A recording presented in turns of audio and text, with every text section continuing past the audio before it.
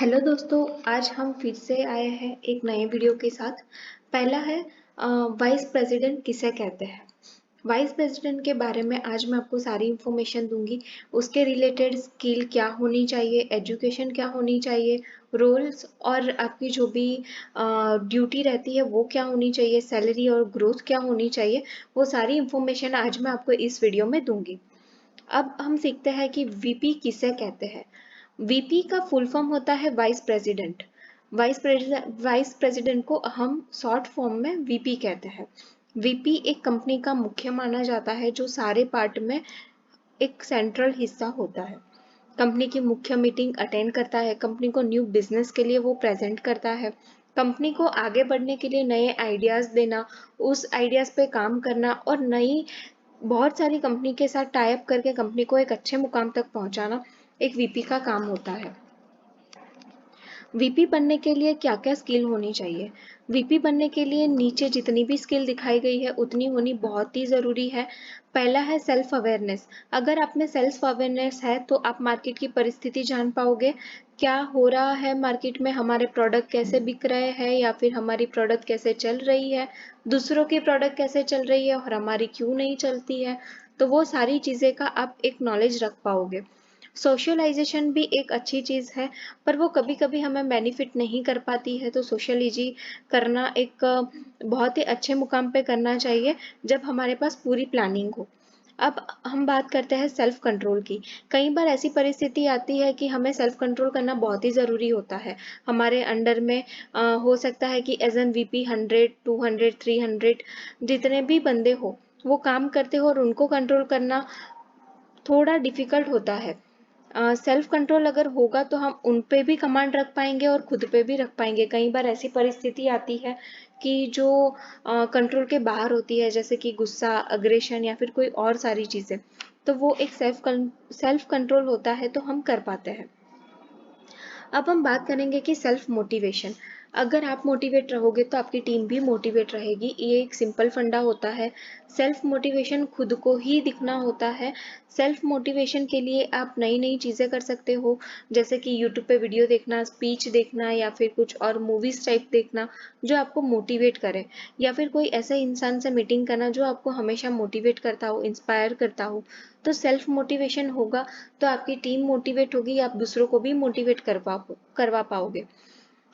अगर आप self motivate रहते हो तो आपकी अच्छी वाइब्स दूसरों को भी ट्रांसफर होती है। अगर आप नेगेटिव रहते हो तो आपकी नेगेटिव वाइब दूसरों को ट्रांसफर होती है। तो बेटर रहेगा कि आप खुद सेल्फ मोटिवेट रहो, तो दूसरे भी मोटिवेट रहेंगे और आपका काम आगे बढ़ता जाएगा। अब आता है सहानुभूति और क्यूरियोसिटी। सहानुभूति अगर हम देखने जाए तो किसी के लिए अच्छी भावना रखना या फिर होप रखवाना। सहानुभूति में अगर कोई अच्छा काम नहीं भी कर रहा है तो उसको एक अच्छी होप देना, उसको समझाना, उसको वे दिखाना, गाइडेंस देना और एक अच्छी सहानुभूति के साथ उसको आगे बढ़ के लेके जाना, वो एक वीपी बनने के लिए एक अच्छी स्किल होना बहुत ही ज़रूरी है। क्यूरियोसिटी। क्यूरियोसिटी मतलब कि कोई चीज़ को पाने की इच्छा होना, या फिर कोई गोल को अचीव करने की इच्छा होना, या फिर एक एक्साइटमेंट होना। कोई भी चीज़ के लिए एक्साइटमेंट होना बहुत ही ज़रूरी है। अगर आपकी एक्साइटमेंट होगी तो आप उस चीज़ को पकड़ने के लिए या फिर गोल को अचीव करने के लिए बहुत ही अच्छी तरीके से भागोगे। अगर आपकी इच्छा ही नहीं है, आपकी एक्साइटमेंट ही नहीं है, तो आप उस चीज़ के पीछे भाग ही नहीं पाओगे। तो हर चीज़ के लिए, कुछ नया करने के लिए आगे बढ़ना, इंटरेस्ट दिखाना, क्यूरियोसिटी लाना और एकदम क्यूरियस बन के काम करना, वो एक वीपी में होना चाहिए। Relationship management. रिलेशनशिप मैनेजमेंट एक ऐसी चीज़ है कि एक वीपी के लेवल पे उसके लिए उसके हर एक बंदा, नीचे का बंदा हो या फिर उसके साथ बैठने वाला या फिर उससे ऊपर होने वाला, वो सारे बंदे के साथ रिलेशनशिप अच्छी तरीके से मेंटेन होना बहुत ही ज़रूरी है। अगर आपका रिलेशनशिप मैनेजमेंट अच्छा होगा तो आप आगे चल के बहुत ही अच्छे रिलेशन बिल्डअप कर पाते हो, और कभी भी कोई भी इशू होता है तो सब लोग आपके साथ होते हैं। गोल ओरिएंटेड होना। कोई भी वीपी हो या फिर कोई भी ऐसी पोजीशन पे बंदा होता है तो उसका गोल ओरिएंटेड होना बहुत ही ज़रूरी है।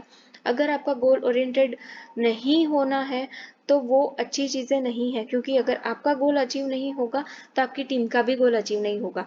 हर एक बंदा या फिर जो भी वीपी बनना चाहता है उसको गोल ओरिएंटेड होना बहुत ही ज़रूरी है।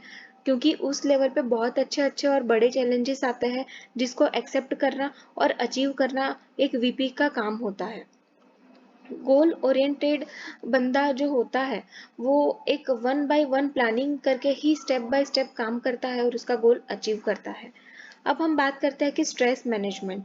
हर एक ऊपर लेवल का जो बंदा होता है वो स्ट्रेस का लेवल ज़्यादा लेके ही चलता है, क्योंकि उसके अंडर में जो काम करते बंदे हैं वो उनका भी ध्यान रखता है, खुद का भी एक लेवल सेट करता है और ऊपर वाले को भी कुछ बुरा ना लगे उसका ध्यान रखता है। तो स्ट्रेस लेवल वहाँ पे ज़्यादा हो जाता है, काम का प्रेशर ज़्यादा हो जाता है, पर उस टाइम पे कैसे बिहेव करना है, कैसे खुद को मैनेज करना है और वो स्ट्रेस को किस वे में लेना है, पॉजिटिव वे में लेना है, नेगेटिव वे में लेना है, वो टोटली डिपेंड करता है अपनी मेंटालिटी पे और स्ट्रेस लेवल हम कैसे मैनेज कर रहे हैं उस पे। अगर आपका स्ट्रेस लेवल मैनेजमेंट नहीं हो पा रहा है तो आप उसके रिएक्शन देना स्टार्ट करोगे और वो एक सही चीज़ नहीं कहलाएगी। वीपी बनने के लिए स्ट्रेस मैनेजमेंट करना बहुत ही ज़रूरी है और एक बड़ी ही अच्छी रिक्वायरमेंट है। तो दोस्तों ये हो गया कि हमें कौन सी स्किल चाहिए वीपी बनने के लिए। अब हम आगे जानते हैं कि वीपी बनने के लिए आपको कौन सी एजुकेशन होनी ज़रूरी है। अगर आपको वीपी बनना है तो मास्टर डिग्री होना बहुत ही ज़रूरी होता है, जैसे कि हो गया एमबीए, एमए, एमकॉम या फिर एमसीए। अगर आपकी मास्टर डिग्री है तो आपके सिलेक्शन होने के चांसेस बहुत ही ज़्यादा रहते हैं। मास्टर डिग्री अगर होती है तो बहुत जल्दी आप नॉलेज के साथ वीपी बन सकते हो और बहुत ही कम उम्र में वीपी बन सकते हो। अगर हम एक्सपीरियंस की बात करते हैं तो जिस फील्ड में वीपी मतलब आप कोई भी फील्ड में जाते हो तो एक होता है सेल्स का वीपी, फाइनेंस का वीपी या फिर सर्विस का वीपी।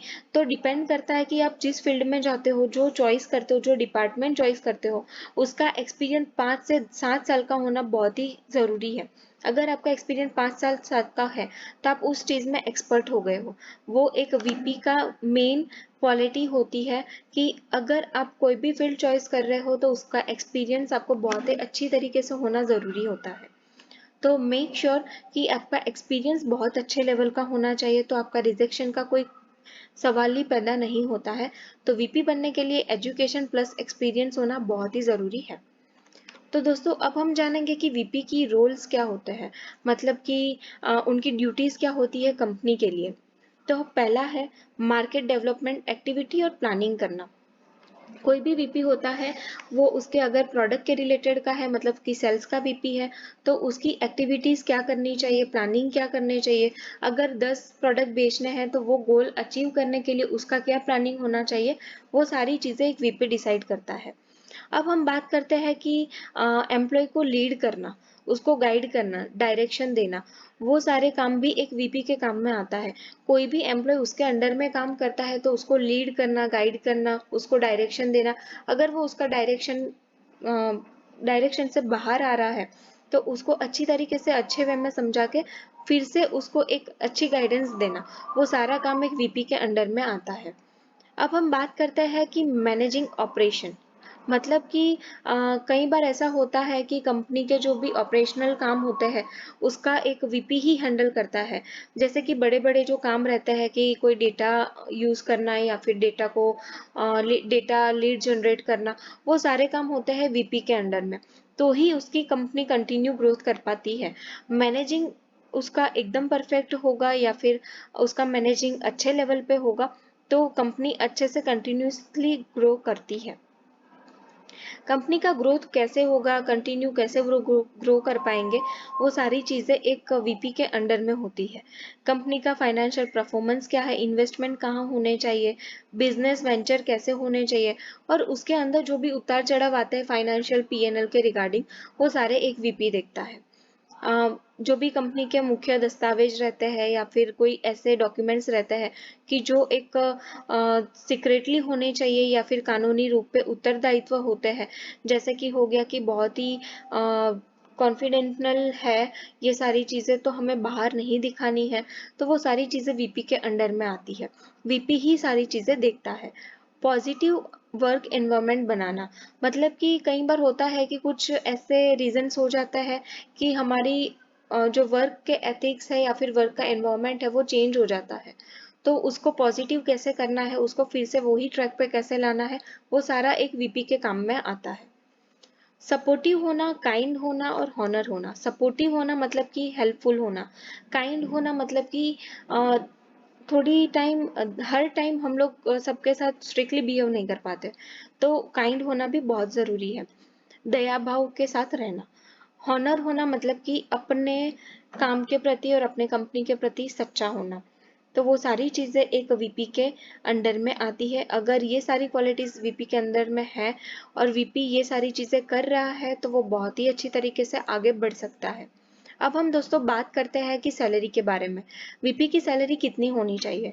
अगर हम प्रैक्टिकली देखते हैं तो वीपी की सैलरी स्टार्टिंग 2 लाख से लेके 8 लाख तक होती है। ऑलरेडी वो टॉप लेवल पे है। उसका एक्सपीरियंस और उसकी कंपनी का जो पीएनएल होता है उसके ऊपर मैटर करता है कि उसकी सैलरी कितनी ग्रो होनी चाहिए। हो सकता है कि कोई वीपी की सैलरी 2 लाख है और वो 5 साल के बाद भी 2 लाख पे है, पर वो डिफाइन करता है कि उसके पीएनएल क्या है। अगर 4-5 साल में अगर वो कुछ कंपनी के लिए कर नहीं पाया है तो वो कंपनी को ग्रो नहीं करवा पा रहा है। कंपनी को ग्रो नहीं करेगा तो वो खुद का ग्रो नहीं कर पाएगा। और खुद का ग्रो कैसे होता है? Salary wise. अगर आपकी सैलरी नहीं होती है ग्रो, तो बेसिकली रीजन है कि आप अच्छा प्रोडक्टिव वर्क नहीं दे पा रहे हो। तो वीपी की सैलरी उसके ग्रो होने का कारण उसका प्रोडक्टिव वर्क हो सकता है, उसका अच्छा एक्सपीरियंस हो सकता है और कंपनी की पीएनएल बहुत ही मैटर कर सकती है। तो दोस्तों ये हो गया कि वीपी की सैलरी कितनी होनी चाहिए और कैसे होनी चाहिए।